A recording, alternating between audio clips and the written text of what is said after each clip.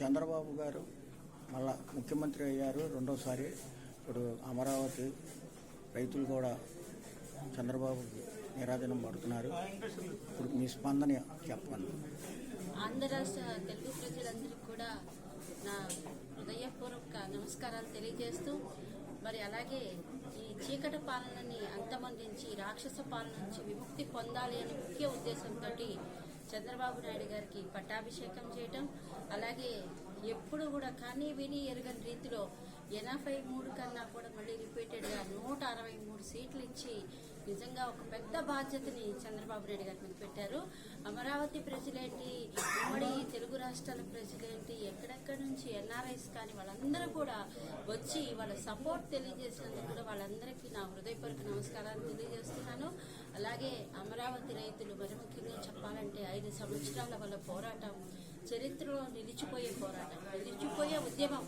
ఆ విధంగా జగన్మోహన్ రెడ్డి గారు వాళ్ళని ఇబ్బంది పెట్టి కనీసం వాళ్ళ దగ్గరికి వచ్చి వాళ్ళ సమస్య ఏంటో కూడా తెలుసుకోకుండా పరదాలు కట్టుకొని తిరిగి వాళ్ళని ఇళ్లలోకి రానియకుండా పోలీస్ కాపలా పెట్టి నానా యాత్రలు పెట్టినా కూడా మొక్కవోని ధైర్యంతో చంద్రబాబు గారు ఇచ్చిన స్ఫూర్తితోటి ధైర్యంతో వాళ్ళు ముందడుగు వేసి ఈ రోజున చంద్రబాబు నాయుడు గారిని గెలిపించుకున్నారు అంటే ఇది తెలుగు ప్రజల విజయం, ఇది ప్రజాప్రభుత్వం, ప్రజా విజయం అని చెప్పి ఇది మేమందరం కూడా అనుకుంటున్నాం.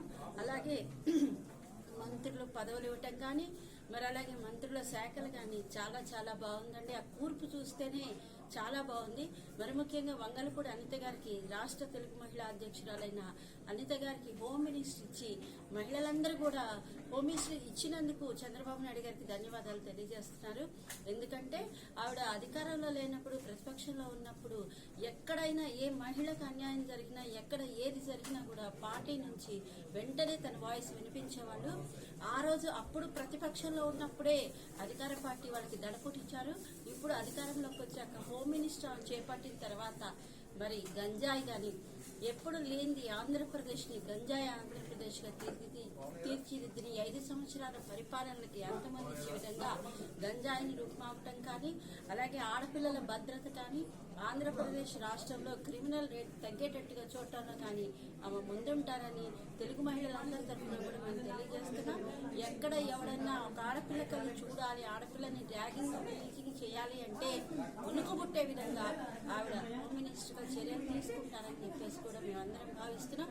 ఏదేమైనప్పుడు కూడా రావణాసురుడి పాలనకి చర్మగీతం పాడి రాముడి రాజ్యం వచ్చింది, ప్రజారాజ్యం వచ్చింది. మరి ఇవన్నీ ఎందుకు చెప్తున్నా అంటే లోకేష్ గారు మరి ప్రతిరోజు కూడా ప్రజల్ని కలవటం, ప్రజా దర్బారాన్ని పెట్టడం, ప్రతి ఒక్క మినిస్టర్ కూడా నెక్స్ట్ మంత్ నుంచి వాళ్ళ నియోజకవర్గాల్లో ప్రజా దర్బార్లు నిర్వహించడం, మరి అలాగే పార్టీ ఆఫీసులో అందుబాటులో ఉండటం, ఇవన్నీ చూస్తుంటే ప్రజలకి అందుబాటులో ఉండాలి, ప్రజాసేవ చేయాలి అనేది ఈ ప్రభుత్వం యొక్క ముఖ్య ఉద్దేశం. కాబట్టి ప్రజలందరూ కూడా ఆ రోజే చెప్పాను మేము కౌంటింగ్ రోజే, అమరావతి ఊపిరి పీల్చుకో బాబు గారు వస్తున్నారని. ఈ రోజు అమరావతి ప్రజలేంటి, రాజధాని ప్రజలు మొత్తం కూడా గుండెల మీద చేసుకుని హ్యాపీగా నిద్రపోతున్నారు. ఈ దుర్మార్గపు పాలన నుంచి అంతమంది మంచి సుపరిపాలనలోకి వచ్చాం, ఊపిరి పీల్చుకుంటూ ఎంతో ఆనందంగా ఉన్నారు, ఎంతో పండుగలు చేసుకుంటున్నారు.